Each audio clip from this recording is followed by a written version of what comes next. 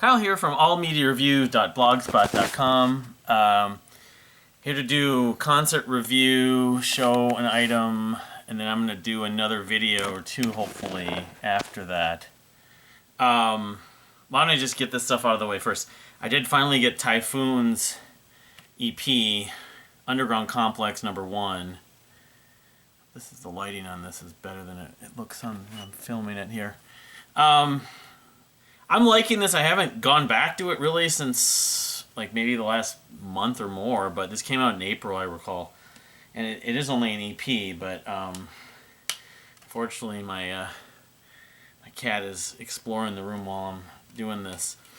But yeah, this is a return to form, as I mentioned before, and you look at the instrumentation.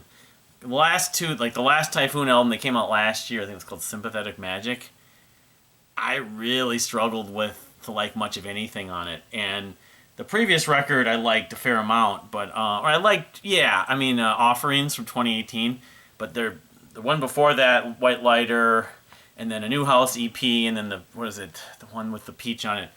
They had like a string of three releases in a row. I was like, I love this band. I mean, they're one of the best of this kind of wall of sound chamber group with some 20 or 30 members. Kyle Morton's sort of the primary songwriter. He has a solo album he put out a couple of years ago, but yeah, this is more along the lines of White Lighter.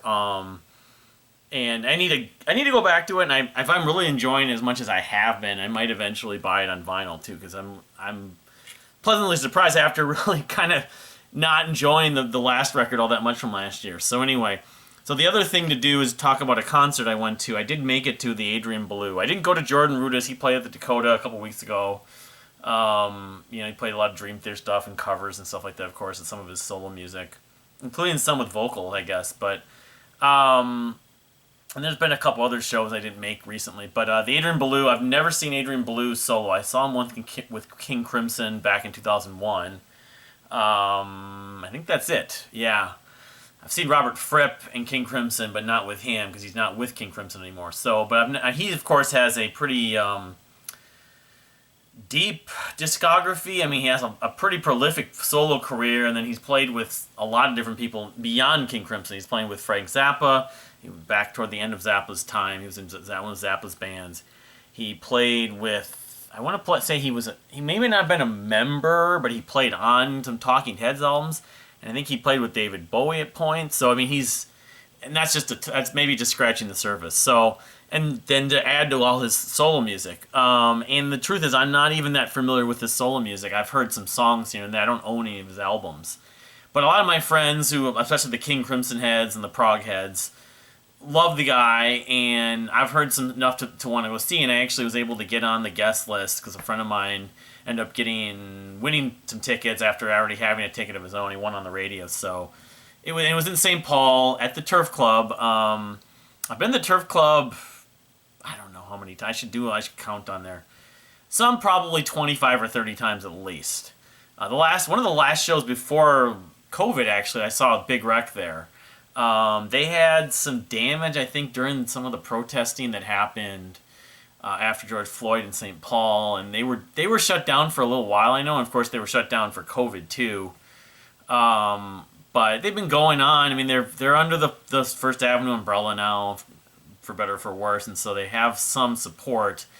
Didn't look dramatically different, but anyway, it was basically a sold-out show, which I'm not surprised because he has a lot of crossover appeal. He's a little bit like Peter Gabriel and some other artists. While he does have the association with progressive rock, it's not really his old demographic for his music. So, anyway, it was just him. It was an evening with him, and he played just a trio. Julie Slick, which I didn't look it up, but I swear I've heard her name in something else. She's either had her own band or own solo music. She was on bass, and she was awesome. Very kind of Victor Wooten, playing like a 6 or like an 8-string bass, like a 6-string bass. She was doing some tapping and some really funky grooves on a lot of the tracks.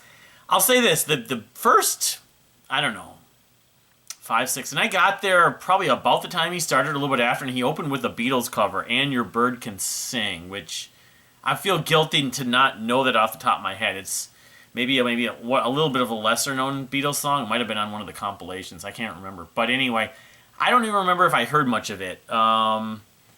But yeah, I mean, and then he was doing, I wouldn't call them singer-songwriter tracks, but they were more just straightforward, folky kind of tunes, which probably was from, a lot of them was from his most recent album. It just came out last month. It was called, like, Elevator, I think.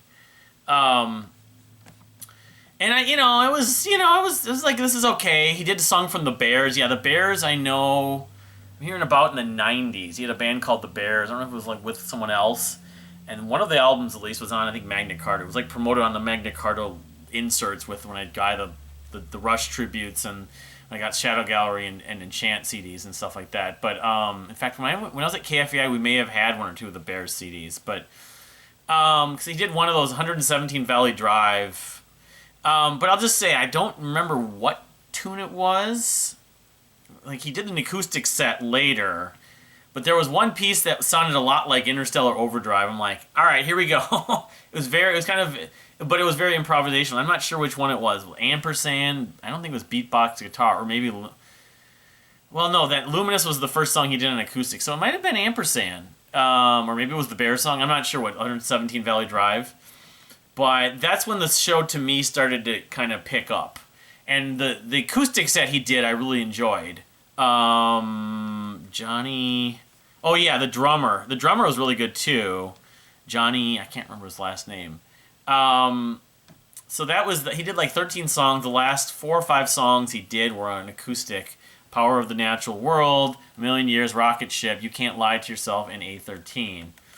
So then the second set, he came back with the full trio, and he did some Crimson finally. I mean, of course, that was what I was hoping for, of course, including Three of a Perfect Pair, which, it's not my favorite King Crimson tune, but it's definitely in the top 3 to 5.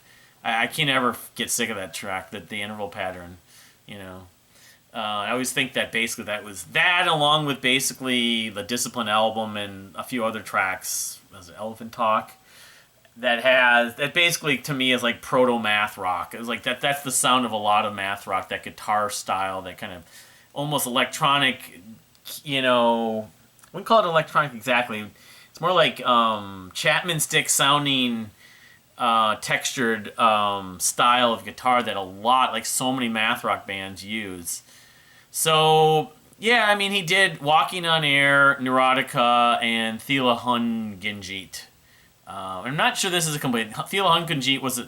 and then he did like a bit from Frank Zappa, or Johnny did, the drummer. So, Young Lions and B was the opening track. But, yeah, I mean, some of the guitar textures, it was kind of... It wasn't jam band exactly, but he jammed, definitely. A lot of the songs would go kind of in and out, and...